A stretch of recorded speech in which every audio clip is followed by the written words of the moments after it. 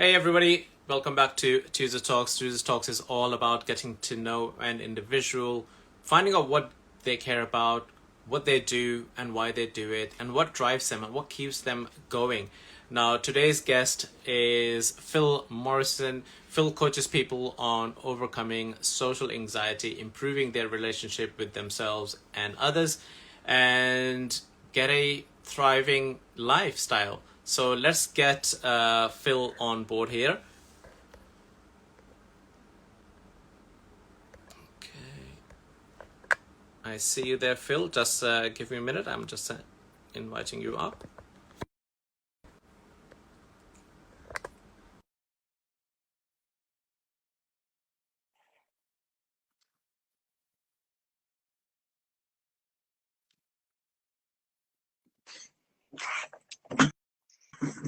Hi Phil, how you doing? Hi Zishan. Yeah, I'm doing great, thanks. I'm nervous but also excited as well. Yeah. Wow, fantastic. Thank you very much for taking the time out and jumping on to Tuesday Talks. And I love that you're saying that you're nervous. I'm always nervous. I've been doing this Tuesday Talks for 3 years, but it's Yeah. always nerve-wracking. And the reason behind this is because I've not met you before this call, before this live. So Yeah. getting to know you for the first time as well. So, the nerves are there, like, oh, what kind of conversation we will have today. Yeah, 100%. The nerves are because there's a level of uncertainty, and also because I want to help people out as well. So when I'm fully committed, I've got to face my own fears. So yeah. I love this. I love this. So I've done a short introduction for you already, but in a true Tuesday Talk styles, we'll hand the mic over to you. So let us know who you are, what you do, and the biggest question that everybody has on Tuesday Talks is, why do you do it, Phil? Yeah. Sure. So I'm Phil Morrison, and I help people who are naturally quiet to overcome social anxiety and learn to play to their strengths in social situations and in life in general. And I'm all about having people thrive rather than just cope. So it's really in that sphere of well-being, mindset, taking action, facing fears, so much stuff. So do you want me to move on to the why or? Totally up to you. Take the floor is yours. Sure. So the reason why I do what I do. So I used to have crippling social anxiety when I was a teenager. Throughout all of high school and college, those 7 years, I was just the most quiet person in the whole year, and I would barely speak in the day at all. Sometimes maybe I'd speak 1 or 2 times per day, and I was just in this really dark place mentally, and I basically had chronic anxiety and depression for 7 years. And I remember that there was always this horrible feeling of tension that I would personally feel in my chest, stomach, cheeks as well. This anxiety, and the anxiety was just getting stronger and stronger and stronger the more I isolated myself from other people. And it got so strong that I could barely follow shows on TV because this tension, this refrigerator humming in my chest and stomach was just taking up so much of my mental RAM that I couldn't follow TV shows at my parents' house. So I was really in this bad place. And a lot of it came from a lack of trust in people. So something had scared me, and I felt that even though my parents are lovely people, so many kind, positive qualities, there's definitely some toxic qualities as well. And I was just so drained. I was so drained at home that I was in shutdown mode. And when I went into school, I just wanted a break and some space, some time to myself. So I would isolate myself from people in school, and I wasn't aware of the problems of isolation.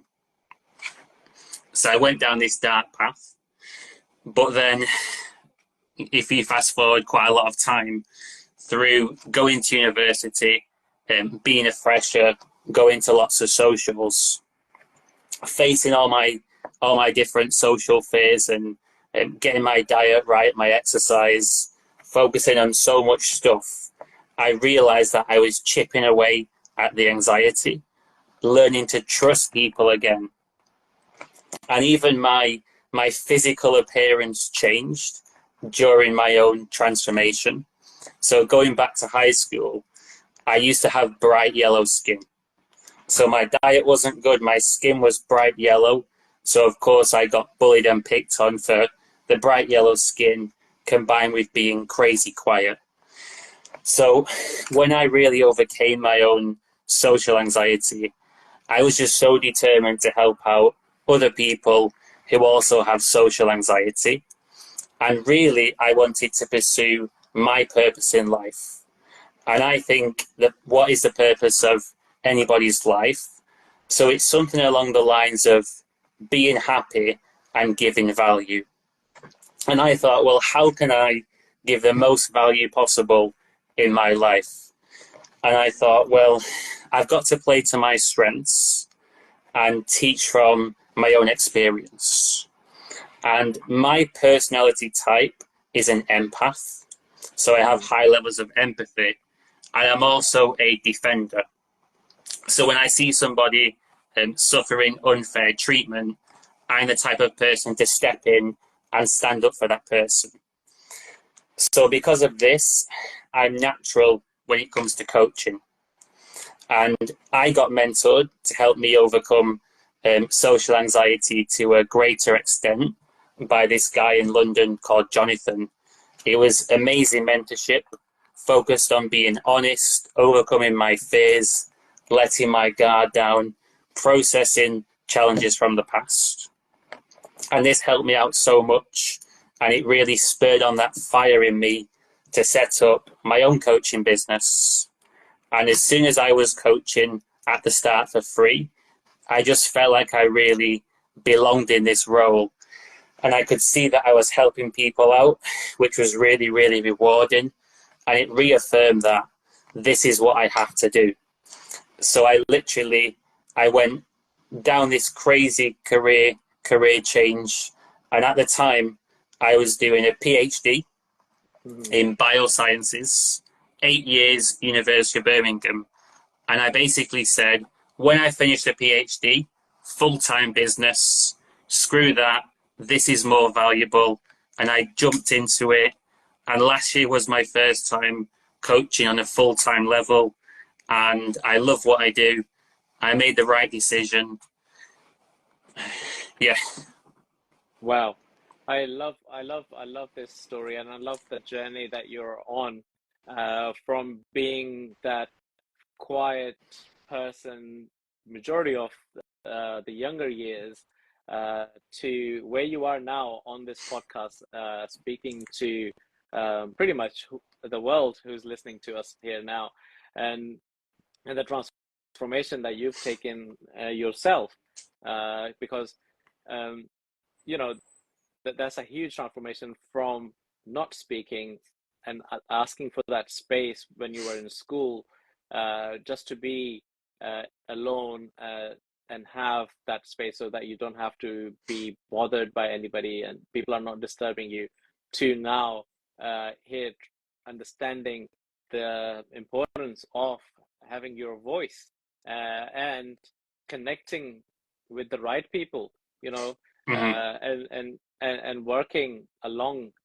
those sides, and now you're helping others to also do that, and that, which is amazing. So finding people who are going through the similar predicament like yourself, and then now you're helping them say, I've done it, here's the way I've done it, let me help you to show you how you can do it as well. And I love that, and that's so such an amazing thing. Now the question that I've got come across in my mind is that I know it wasn't an easy path for you. It wasn't an easy journey, you know. As simple as it may sound, I'm sure there was lots of time that you were probably thinking, why am I doing this? Yeah. You know, how did you drive yourself at that time? Absolutely right. So for sure, there was times where my self-doubt got really, really strong. And I thought, who am I to coach other people? Can I really get the results that I want for other people? Is this really for me? But ultimately, what helped me out, it was actually the past pain that I went through. The past pain that I went through that time in high school and college was so strong that I was just determined to never go back to that. I basically had hit this breaking point when I left college, where I was just in such a low place. And actually, the actual breaking point, like the lowest mental health like state that I've been in, is where I would self-harm. So self-harm was the lowest point that I got to. And after I self-harmed twice, just this switch flicked in my mind. And I just said, no, there's no way that I'm going to look back. There's no way that I'm going to go backwards in life. I have to move forwards. And even when there's times where I've doubted myself, I just thought, screw this. I know what the past was like. This is so much better. And you only live once, so why not just fully commit to going for it? And I found that when I fully commit to pursuing my purpose, the fears actually go down. Even when the self-doubt's there, if you're 100% all chips in, the self-doubt just goes away. When you're like half committed, 50-50, one toe in, one toe out, that's when the anxiety can get really, really strong. So for me, even when the chips were down and I doubted it, I felt better by committing than not committing. So for me, it was the only choice.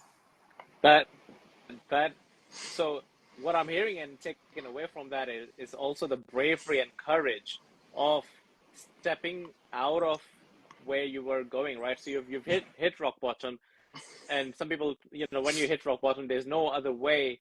There's no more that you can go down. Obviously, the self-harm is there, Mhm. and so many other things, you know.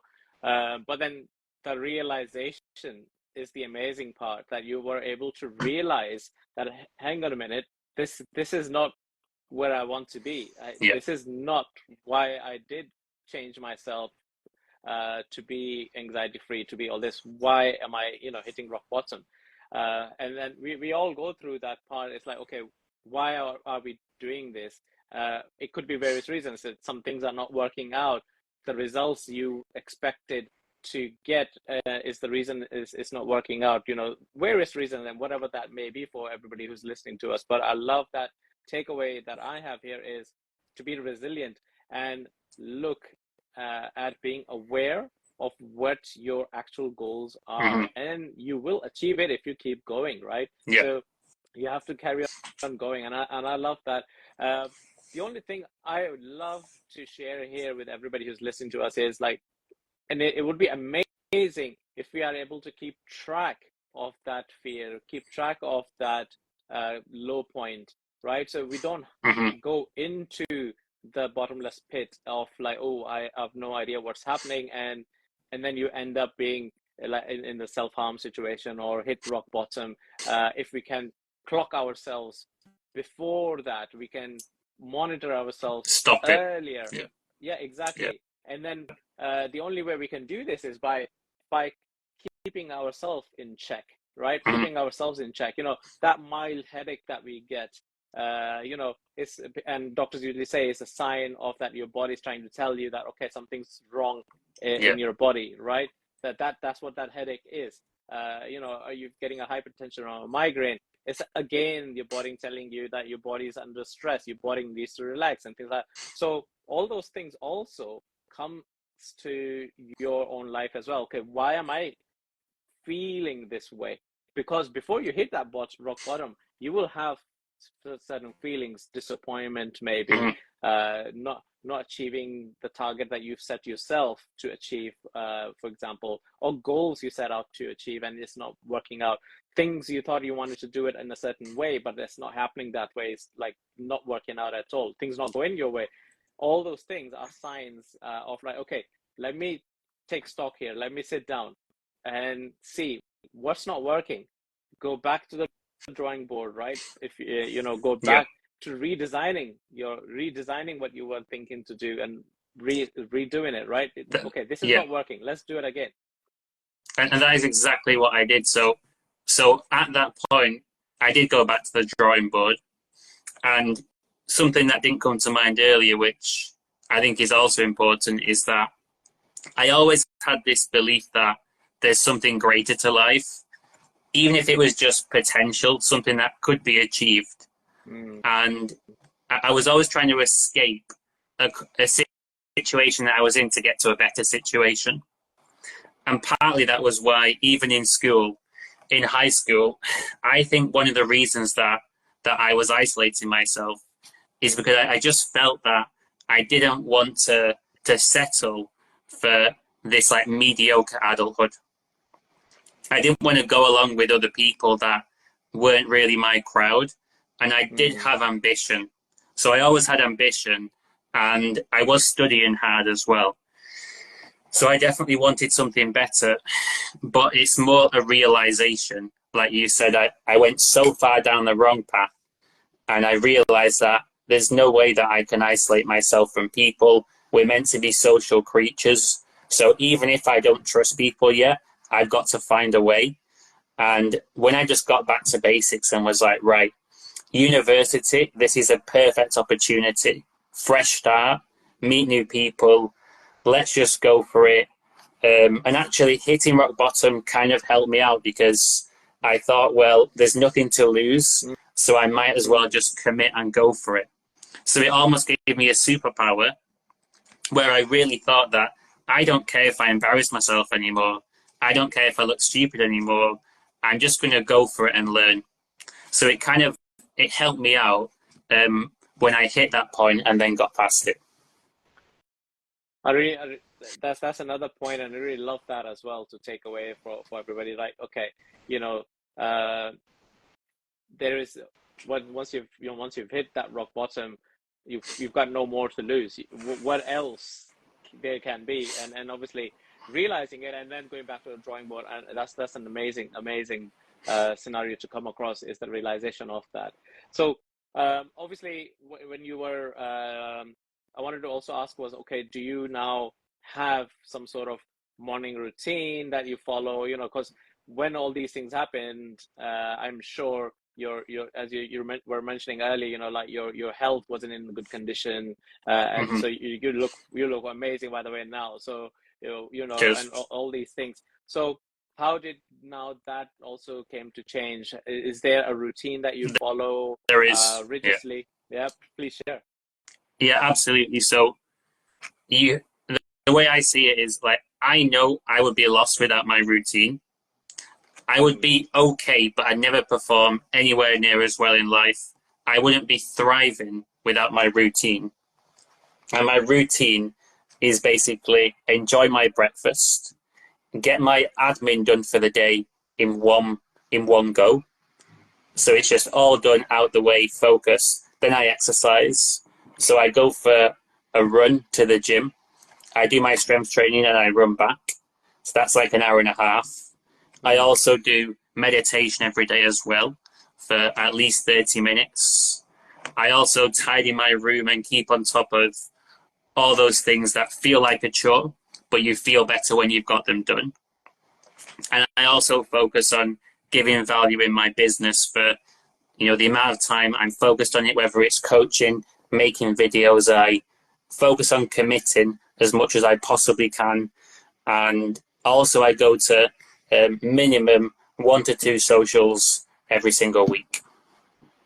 I really love that, and then that's an amazing routine to have. You know, like, and I love the part where you're saying you make sure that admin is done already for the day, right? Yeah. You know, the full, and then you don't have to worry about it, and then just continue with the day. and then you can look at the admin the next day, right? And just pick Absolutely. up and do it that way. I love that. And running to the gym and then running back. So cardio is done there already, so you don't need to go in the Exactly. gym. Yeah. Streamline the process of it. Yeah. Yes. So exactly. So I love that. So you're streamlining your process, and also meditation part. I also say that to everybody. You need to find a way to meditate. Now, meditation comes in different form. Is personal to us as well. So some Sure. people like to to listen to somebody guiding them through the meditation. Somebody just like to listen to a wonderful sound of music and just close your eyes and sit there. In my case, it used to be a dark room and just being quiet Yeah. for an hour. So everything closes out, and then my brain was already, in that way, my brain was already filing stuff and sorting things out, and I was just quiet, and it will just replay the day in my head. And now obviously I do different forms of meditations as well. So, but I love that you mentioned as well. So it is a key. Because a lot of people think of meditation as in, oh, you have to be like going with the sounds and holding your hands like this, and Yeah. it's not the case. You can do that as well if you like, but there's different forms of meditations out there. Breath work is included in there. How to, Hmm. if you want to intentionally breathe, we don't pay attention to our breathing. But if you pay attention to our breathing, you realize that your anxiety and everything else also calms down, and you relax the body, and then your brain is able to hear things that it's supposed to hear, and you're able to see things which are around you that you're meant to be seeing. So I love that. Thank you very much for sharing that. Um, 100%. And for me, I would say a lot of it is it's getting away from like addictions and compulsions. And mm, I think it's really helpful. So say like with admin, so social media, if you use it in the right way, it's good, but it could also be very, very addictive as well. If you're scrolling through TikTok, it's like a dopamine high. Same with emails, messaging, all these things. And that's why I have one focus block where I do it. So it's like, right, that's done. Don't need to worry about that anymore, which is like a meditation. It's like one tab in the brain open, get that task done, then over. So it's presence. I'm mm, present for each part of the routine. When I'm running, it's actually a great time for me to face my own inner demons. So usually the inner voice that we all have, the inner critic, it actually gets louder when I go running, but I just allow it to play out. And for me, it almost feels like a detox when I go for a run. So I feel so much better afterwards. And my goal is to be committed and present in each little part of the day. And I just live one day at a time as well. that that's actually very amazing. And what I was thinking now was, in regards to, um, so when you're doing all of these things now, uh, I can also hear a bit of time management there, right? So you're Yeah. managing your day, you're managing your time and everything.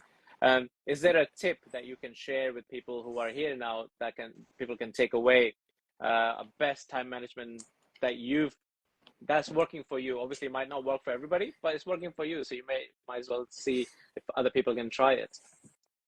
Okay, so a time management tip. So what I would say is that procrastination is the biggest killer of time. And there's always that inner resistance where you just don't feel in the mood for doing something. And you have to pick something that's useful to you in the morning with that inner resistance, like exercising, and just do it. Like when you overcome the inner resistance to going for a run, say a 20-minute run, you feel so much better and so much more motivated afterwards. It's always like before you go for a run, you'll probably think, I'm not in the mood today, raining outside, I don't feel like it. Then you force yourself to commit to it, then you enjoy it and feel better afterwards. And when you've beat that procrastination once, it's just so much easier to keep beating it throughout the day. So don't start late. When you wake up, do something that you don't feel like doing, but you know you're going to feel better when you've done it. For you, it might be tidying your room. going for a run, meditating, that kind of activity where you have to beat your own procrastination, then the rest of the day you can be so much more productive. And even something that I do is if I go to a coffee shop, connect to the Wi-Fi, I can get so much admin done in a focused block of time versus just in my room where I'm not committed to it. So commitment, full commitment and presence really helps you be a lot more productive. I really love that. And what I'm taking away as well there is commit to yourself. Because if you're not committing to yourself, who else are you going to do it for, right? If you're not committing to yourself, if you're not doing it for yourself, right? So everything that you're doing, it is for yourself. There was a question that's come on, and luckily it hasn't gone away yet, so I can read it out. So, Cool. it says, if fear comes in to do a live, how to change that to be a confident speaker? I think we did talk about it a little bit before we got onto this live. Yeah. But yeah, take it away, Phil. Sure. So the first thing I would say is I can quote Susan Jeffers, you have to feel the fear and do it anyway. The truth is that the fear is never going to go away 100%. Before you do something like public speaking, there's always fear. So even famous stand-up comedians like Peter Kay, they're nervous before every single stand-up gig. But the key is to not be afraid to feel afraid. You just have to be able to take on the pressure, breathe, and don't be afraid to let other people see that you're afraid as well. So before joining this live stream, I had a quick 10-minute chat with Zishan, and I called out the fact that I'm nervous right now because I've never been on a podcast before. It's my first time doing a podcast. I don't know what the conversation is going to be about exactly. And as soon as you call your fears out and you let other people see that you're afraid, you're not worried anymore. And I would say also it depends on the context, but let's say it's an actual public talk and you can see the audience. What I do that really helps me out is I make eye contact with every single person in the crowd. I look at people's faces and I have really open body language.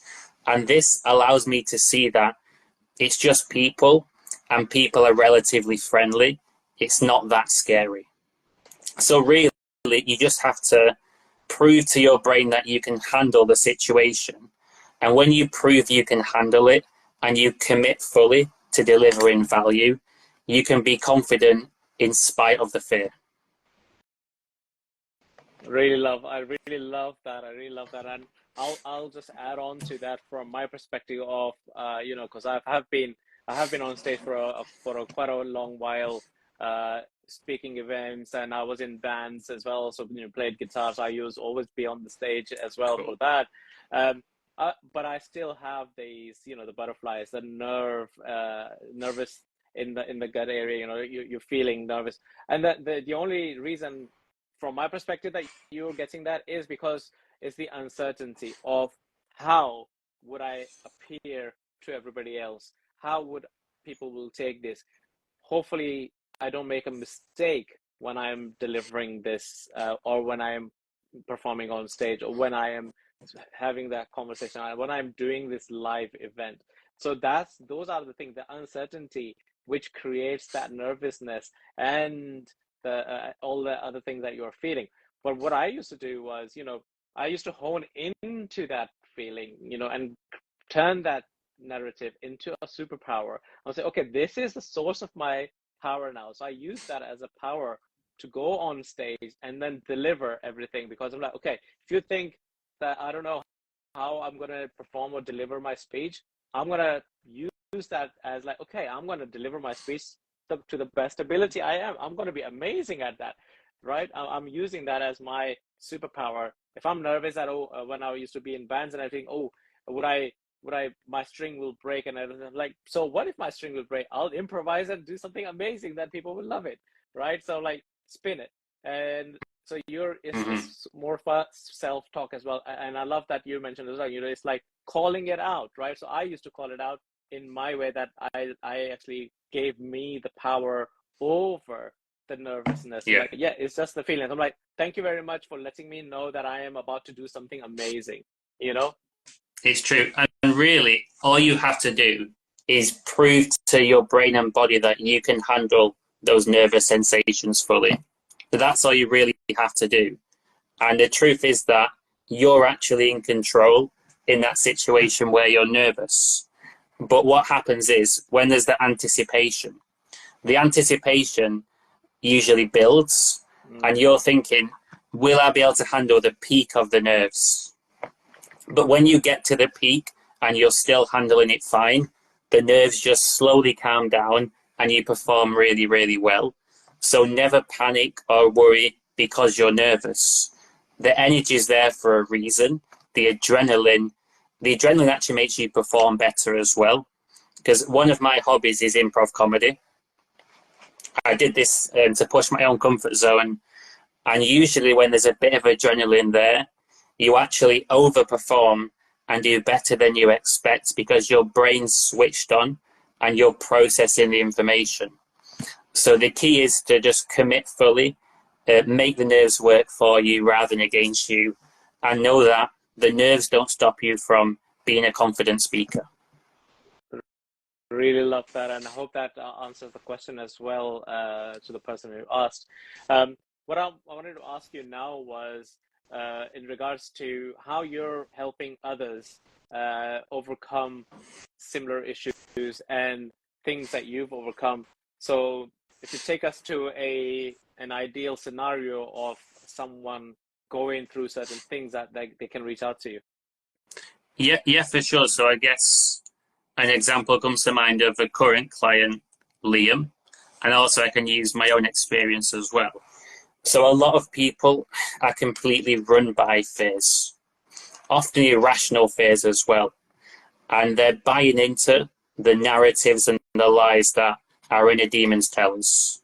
So people are believing these narratives, these horror stories that come from the voice of fear. And what I'm trying to do is say, how can I free this person from the voice of fear?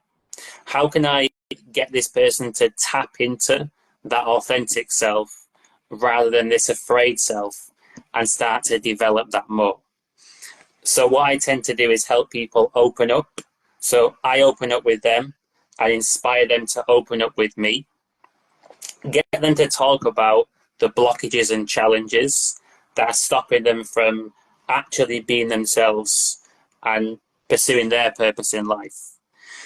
And usually, the more people open up with me and the more I encourage them, the more they start to open up with other people and they get that proof that they can trust people. And okay, they might have been through some painful experiences in the past, but they can learn from the experiences and do better this time. So a lot of it is just the inner strength and opening up, overcoming these fears that control us, calling out the fears and moving past them. This helps out so much. And really the goal of my coaching is just to empower people to actually be themselves and play to their strengths in life. I really love that. So that's an amazing journey that you're taking people through. And so what's the best way for people who are listening to us now to reach out to you? Instagram, you got your website or anything like that? Sure. So I've got social media, Instagram, YouTube, and I guess there's several ways you can reach out. So I have a meetup group where I do monthly live events in Birmingham. And if you drop me an email, maybe I can post my email somewhere, Phil Morrison 678@gmail.com. I can give you the details to my events. And I also offer people a free 2-hour one-to-one coaching session so they can experience the benefits of my coaching before deciding if they want to continue on and do more sessions. So that is really how I operate. So it's basically the events, the free coaching session, and social media. So half of my business is for free, and then half of it is paid coaching packages. And really my focus is how can I help this person out in front of me right now? What is the question that they're asking? Are they asking for support in overcoming their challenges? Are they asking for belief that they can trust people again? Are they asking me to help them just get more confident starting conversations? Knowing that what you know now, right? What would you have appreciated in your younger years, i.e., teenage or prior, that you would have appreciated that information that time? Yeah.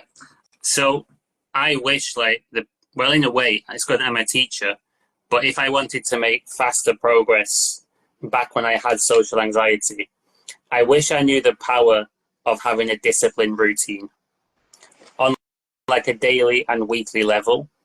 Just the power of sticking to simple things consistently, like exercising every day, keep my room tidy, going to a few socials every single week.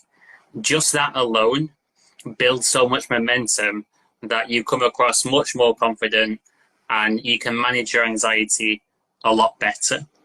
And I also wish I knew that letting your guard down, being open and vulnerable, is the key to growing in true self-confidence. I love that. I love that. That's the best takeaway the younger crowd of Tuesday Talks can also take away. So the last question that before we wrap this up as well would be, what would you like people to take away from our conversation that we had today? What would you like them to take away? Sure. That's a very, very good question. And basically, I would like people to take away the power of having a routine to manage their anxiety. And also just knowing that even if times get tough, you can always bounce back and transform. I mean, with the right, if you have a disciplined routine and you focus on facing your fears and letting your guard down, you can completely transform your life in 1 to 2 years. Mm-hmm. That is possible. I really love that, and I may use the line as an episode title. You can always bounce back, because that's what I'm taking away from it. So you can always bounce back, and I love that. So I'm going to be wrapping this up, and thank you very much for hopping on to the Tuesday Talks and jumping on again when we had a technical glitch earlier. Cheers for having me on, and the technical glitch was just part of it. It was meant to happen. Exactly. So everybody who's been listening to us live throughout the first and now, and if you found anything that inspired you, or you had an aha moment, or you had a spark, it's our duty to now share this episode with whoever and whomever, because we don't know who's gone to bed thinking of a better day. And this episode, if it's created a spark in you, may create a spark in them as well. And that's all we need to bounce back, to change our life. So once again, Phil, thank you very much for hopping on Tuesday Talks. Thanks for having me on. Very much enjoyed it, and I can't believe how fast the time went. But yeah, it does when you're inspiring others and having fun at the same time. Yeah, but no, cheers for having me on. Very much enjoyed it, and hopefully, this message can go to the right people, and that might be exactly what they need. Wonderful, 100%. Thank you very much, everybody, and we will see you next Tuesday with another amazing guest. Bye. Cheers. All right, see you.